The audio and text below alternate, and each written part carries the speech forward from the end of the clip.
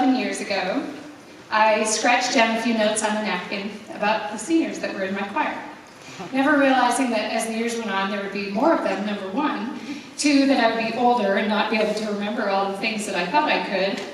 And three, that after 7 years with them, I'd be much more attached to them than I realized. So here I am yet again. I will apologize in advance that every year I turn into a big mess, so I'm sorry. I've tried to really fight it off, like this year I'm not going to cry, but I've finally just given in and realized it's going to happen, so I'll apologize in advance. As I call out each senior, I'm going to go through the whole list of them, and if you'd save your applause until the end, that would be fabulous. Athena. Thank you for emailing me epic pieces of music to listen to. I especially love when you send me a choral piece by Eric Whitaker and tell me that is your jam to help you get through your homework.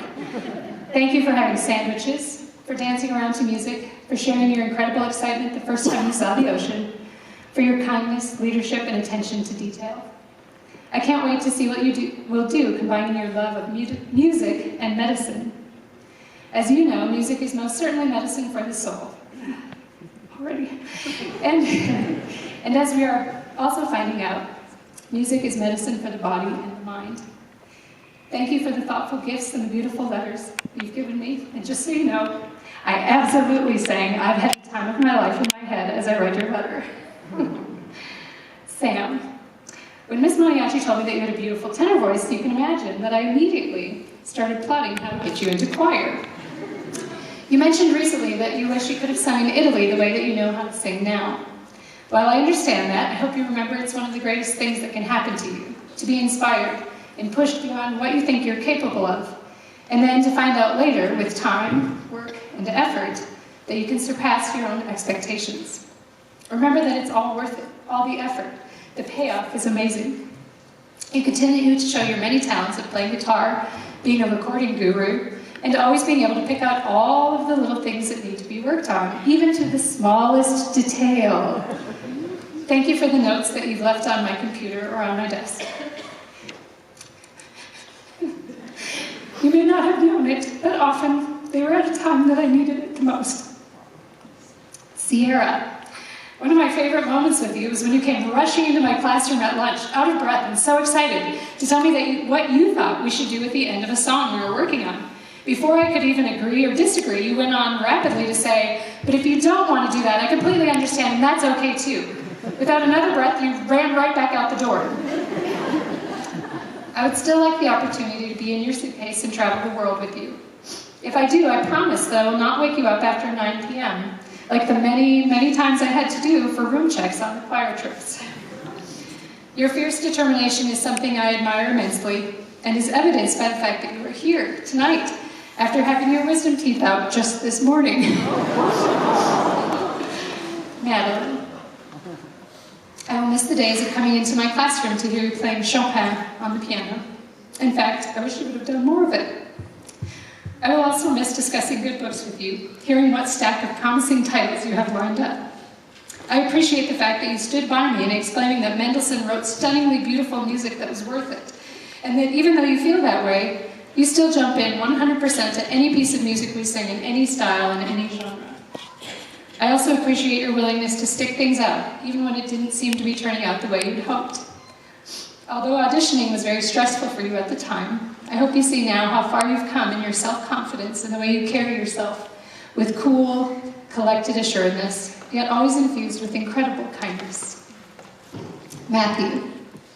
As you know, I can't possibly let this moment pass without talking about your cantate audition, where you sauntered into the classroom as an 8th grader and said smoothly, "Good morning, Miss Hart and Miss Mariachi, and may I just say how fabulous the two of you are looking today." Well played.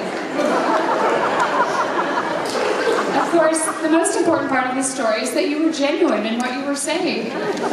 Thank you for trying to keep me up to date in current slang and music. I'm still far behind.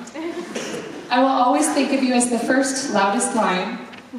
I will also think of all of the well-timed cell phone moment during a particularly beautiful song, and singing your heart out on the bus on our way to swim with manatees.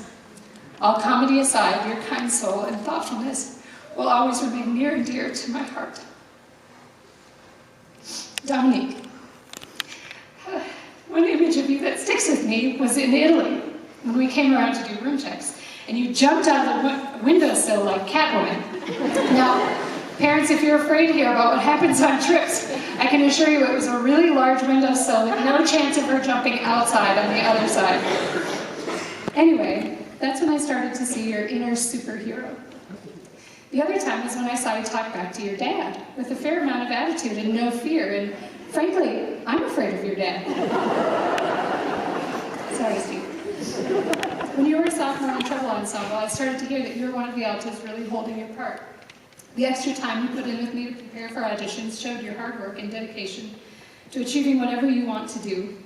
Watching you sing a solo this year at Spaghetti and Serenades with such poise and grace was an incredible moment, culminating how far you've come and believing in yourself. Trent. I will never forget spending one of my birthdays at middle school All-State with you in Las Vegas. You sang happy birthday to me at least 6 to 20 times, sometimes with friends, sometimes just you, and on top of that, you wished me happy birthday about 50 more times throughout the 2 days. I will also never forget going out to eat with you after our high school All-State rehearsal and you getting very serious, looking me in the eye and saying, "Miss Hart, please tell me, in all honesty, who are your favorite students?"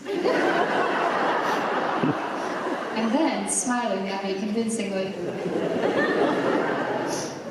Your introduction to Sularia at Spaghetti and Serenades was legendary in its length, as well as in its educational and comedic presentation.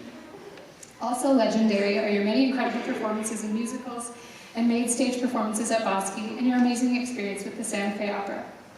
So Trent, after you've gone on to study voice with many more teachers and directors and sung around the world, it will be my turn to say to you in all seriousness, never forget who your favorite teacher is.